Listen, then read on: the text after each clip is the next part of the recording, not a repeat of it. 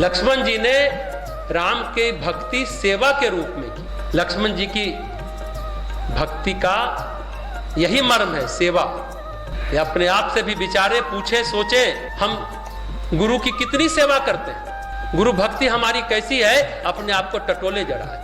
भगवान राम का जो यश लहरा रहा है, पताका जो लहरा रही है, वो दंड कौन है? लक्ष्मण जी है। कोई झंडा कब लहराता है? जब उसमें डंडा लगा होता है। उस पताका में जो दंड है, लक्ष्मण जी का जीवन, लक्ष्मण जी का चरित्र, लक्ष्मण जी का व्यक्तित्व, उनके व्यक्तित्व के बल पर लहरा रही है राम जी की यश की पताका। ये तुलसीदास जी कहते हैं। अगले चौपाई में लक्ष्मण जी की और व्याख्या करते हैं, कहते हैं शेष सहस्त्र इस जग कारण, जो अब तरेयु भूमि भय तारण, सदा सो सानुकूल रहो मो पर, कृपा सिंधु सौमित्री गुणाकर। गोस्वामी जी कहते हैं कि श्री लक्ष्मण जी की वंदना जो मैं कर रहा हूं, जो शेष नाग सहस्त्र फन वाले हैं, 1000 सिर वाले हैं, 1000 सिरों पर जगत को धारण करने वाले, धरती का भय, धरती का दुख दूर करने वाले ही जिनका अवतार हुआ, वो हम पर हमेशा अनुकूल रहे, प्रसन्न रहे।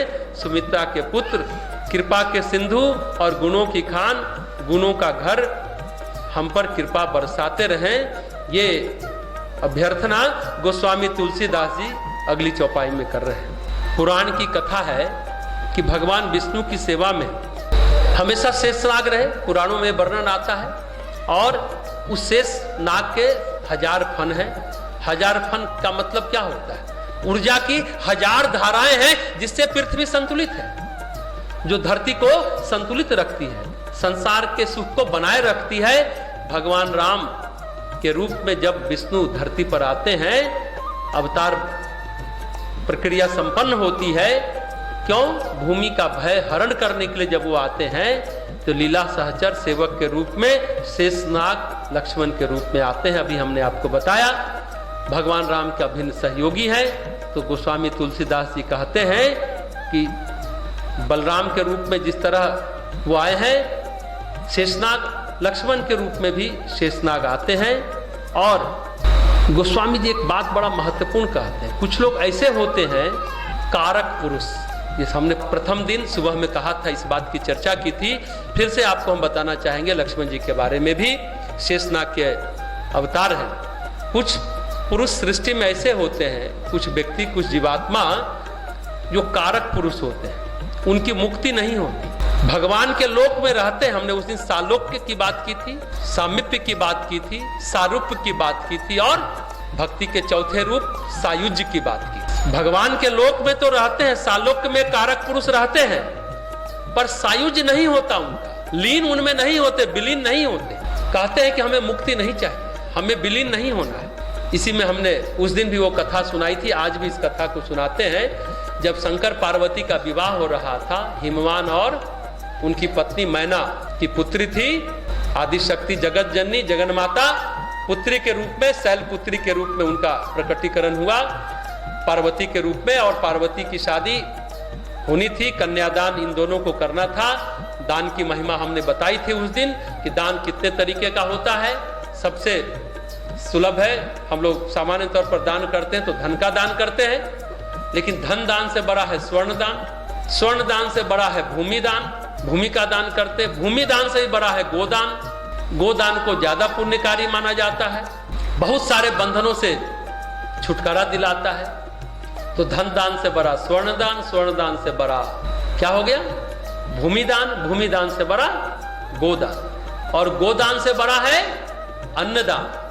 अन्नदान यानी किसी भूखे को खिलाना। आज से हम लोगों ने गायत्री शक्तिपीठ में सुबह 10 से 11, साढ़े 11 तक भोजन कराने का प्रतिदिन संकल्प लिया है। जो भी गरीब व्यक्ति आएंगे निःशुल्क यहाँ से भोजन प्राप्त करेंगे, ताजा भोजन, तुरंत गर्मा गर्म भोजन, शुद्ध सात्विक भोजन उनको खिलाया जाएगा। अन्नदान यहाँ शुरू हुआ है। तो कहने का मतलब किसी भूखे को खिलाना है तो चावल, गेहूं, तिल, अनाज, दाल, घी, सरसों तेल, आप कुछ भी दान करिए।